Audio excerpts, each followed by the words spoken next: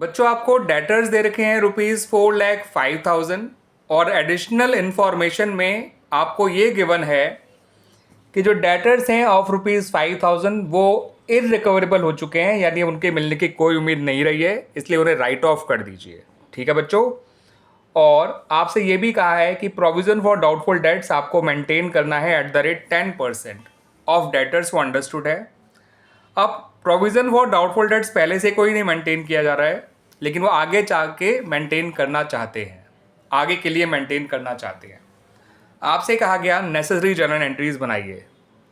तो बच्चों यहाँ पर पहली एंट्री जो बनाई जाएगी वो बल्कि बच्चों एंट्री बनाने से पहले काम करिए, new provision for bad debts कितना है उसे कैलकुलेट कर लीजिए।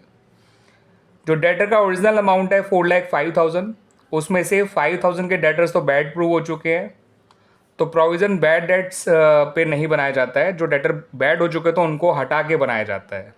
तो दैट्स वाई जो डेटर का बचा हुआ अमाउंट है वो है ₹4 लाख, उस पर आपको ये 10% का प्रोविज़न बनाना है। सीधा 4,05,000 में बनाएंगे तो वो गलत हो जाएगा। नया प्रोविज़न फॉर बैड डेट्स निकालने का फॉर्मूला ध्यान रख लीजिए बच्चों, डेटर्स का original amount minus bad debts का amount into rate of new provision, ये आ गया ₹40,000। आइए अब अपनी पहली एंट्री बनाते हैं डेटर्स के बैड प्रूव होने की। तो डेटर्स के बैड प्रूव होने की एंट्री होती है बच्चों, bad debts account debit to debtors account, ये एंट्री बनेगी विद ₹5,000।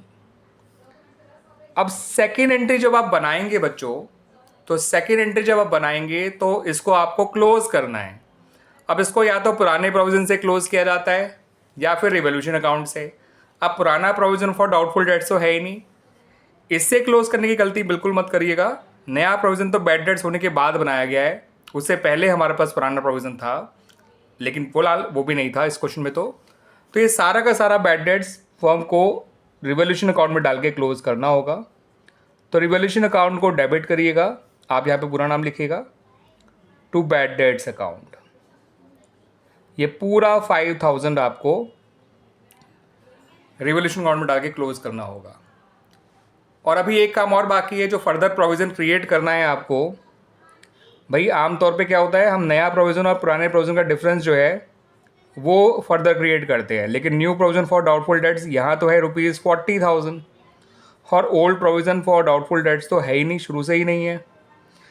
तो प्रोविज़न है बिल्कुल भी नहीं और होना चाहिए 40,000। तो प्रोविज़न फॉर डाउटफुल डेट्स को आपको ₹40,000 क्रिएट करना है।